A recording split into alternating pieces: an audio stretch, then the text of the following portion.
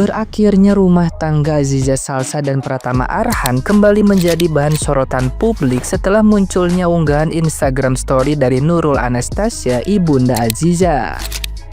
Dalam unggahan itu, ia membagikan pesan tentang istri yang bukan sekadar pasangan, tapi juga amanah bagi seorang suami. Meski tidak secara langsung menyebut nama, netizen yang budiman menilai unggahan tersebut erat kaitannya dengan perceraian sang putri yang diputuskan secara vertek oleh Pengadilan Agama Tiga Raksa setelah Aziza tidak pernah hadir dalam 2 kali persidangan.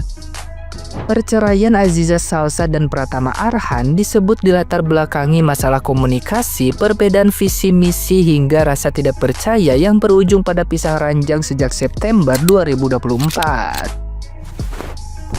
Unggahan Nurul Anastasia itu justru menimbulkan reaksi keras dari netizen yang berbakti. Banyak yang menilai dirinya terlalu membela Aziza, sehingga putrinya terkesan selalu dimanjakan dan merasa bisa berbuat semaunya. Netizen yang budiman berkomentar bahwa peran seorang ibu seharusnya memberikan nasihat, bukan malah membuat anak semakin merasa benar sendiri. Meski begitu, sebagian lainnya beranggapan wajar bila seorang ibu membela darah dagingnya, atau bahkan menyebut unggahan itu bisa saja ditujukan untuk suaminya sendiri. Namun, polemik ini semakin memanaskan perbincangan publik tentang hubungan keluarga Aziza dan sikap sang ibunda. Nah, gimana nih menurut netizen yang terhormat? Silahkan berkomentar ya. Mau mereka nikahnya di Jepang, Korea, Arab Saudi, untuk urus perceraian, pasangan muslim patokannya adalah domisili istri. Misalnya si Arhan dan Aziza kemarin nikahnya di Jepang, tapi karena istrinya tinggal di Tangsel, itu prosesnya di Tiga Raksa. Kalau pasangan muslim, laki-laki dituntut untuk lebih gentle. Dia datangi pengadilan sesuai domisili istrinya, kayak gitu. Dari Pratama Arhan, gue belajar kalau jalanilah hubungan sampai kalian benar-benar capek. Kalau kalian belum ada di titik capek, mau segimana orang ngebilangin atau nasehatin pun tetap gak akan masuk. Tapi kalau kita udah ada di titik capek, dari situlah kita baru bisa berani mengambil keputusan sampai akhirnya kita bisa menerima kalau gak apa-apa kok gak harus sama dia.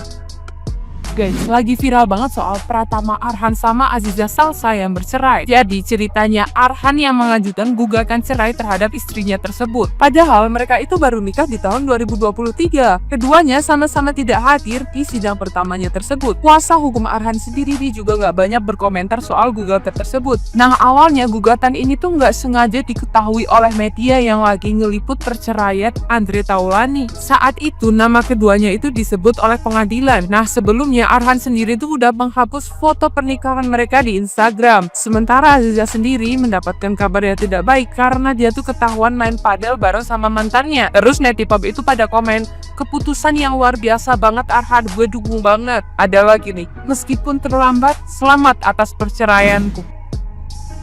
Guys, aku sampai berhenti minggir di jalanan karena aku ngedengar perceraian antara Aziza sama Farhan, salah satu pemain sepak bola. Oke, kita jangan ke sepak bolanya. Pertama-tama, ini pertama kalinya perceraian yang didukung sama netizen Konoha. Dan aku pun termasuk salah satu di antaranya. Mungkin, ya gimana ya kalau laki-laki sudah diem, maaf, biasanya tuh ada yang janggal antara surat cerai dikirim atau enggak baru lagi konsultasi sama lawyer. Nah, ternyata selang beberapa bulan kabar ini terjadi. Netizen gimana, dukung perceraian ini atau enggak? Padahal kan perceraian dibenci ya sama Allah. Ya, tapi kita doain yang baik-baik aja lah ya. Buat Mbak Zize semoga kuat. Buat Neti, itu komen kalian lucu-lucu banget, best. Komen Neti loh ya, jangan baper.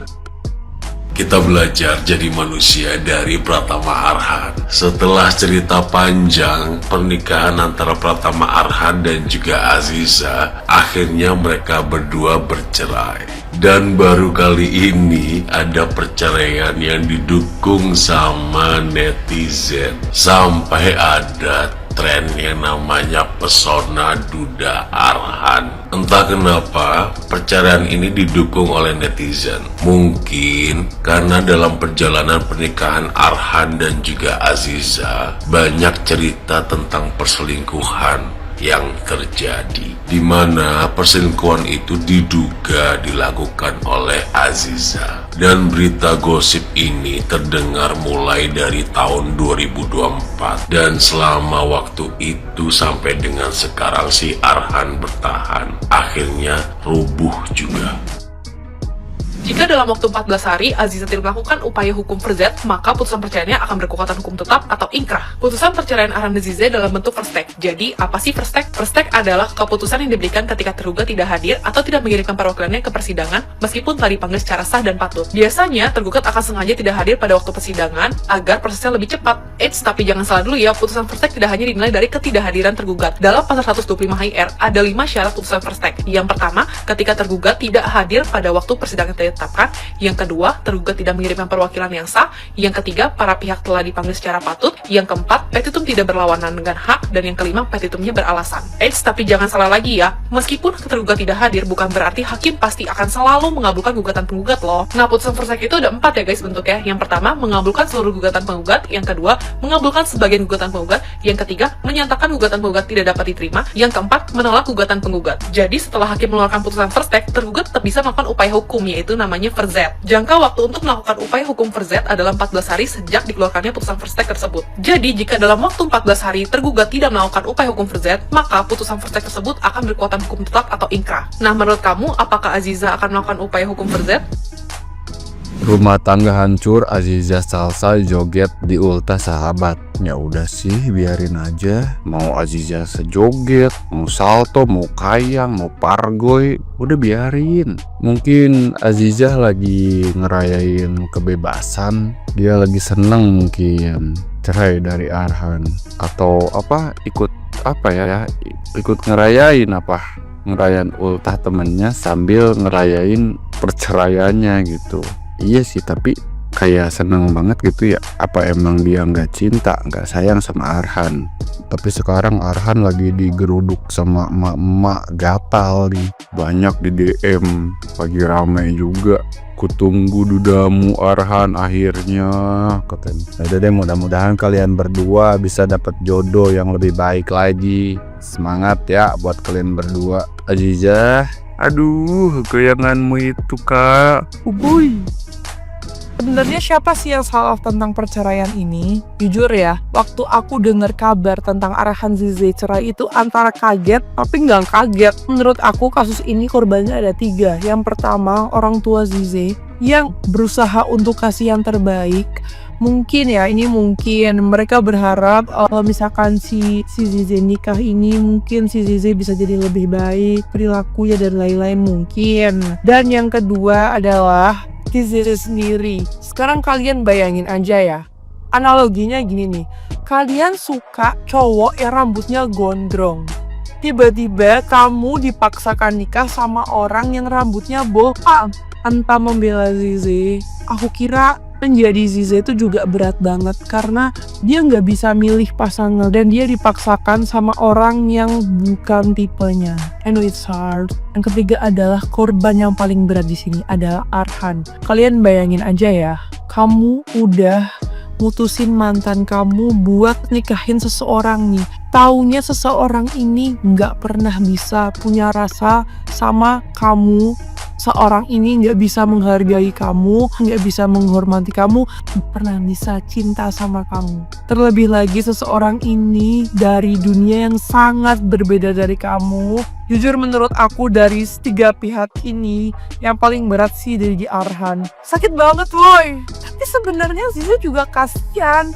Kalian bayangin aja, kalian dipaksakan untuk menikahi orang yang bukan selera kalian. Dari sini kita juga bisa nyimpulin kalau apapun yang dipaksakan itu nggak akan berhasil kalau nggak dari hati. Dan cari pasangan yang sesuai dengan selera kalian, kriteria kalian. Karena banyak loh kasus-kasus ini di luar sana.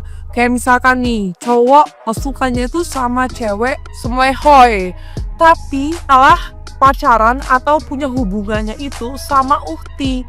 Akhirnya di saat mereka pacaran ini sama si ukti, si cowok ini selingkuhnya sama yang semlehoy. Kenapa selingkuh? Karena ya emang seleranya itu semlehoy, bukan ukti. Nah itu loh kenapa kita tuh harus punya pasangan sesuai sama selera kita, karena kalau nggak berat coy. Tapi mungkin menurut aku Zizi juga harusnya lebih wise. Ini kan maksudnya statusnya udah menikah, udah bukan pacaran lagi. Jadi harusnya ya selayaknya orang menikah gitu loh. Last but not least, semangat buat Arhan sama Zizi. Semoga Zizi abis ini dapat pasangan yang sesuai dengan kriterianya, dan Arhan juga dapat pasangan yang bisa menghormati dan menghargai sebagai pria.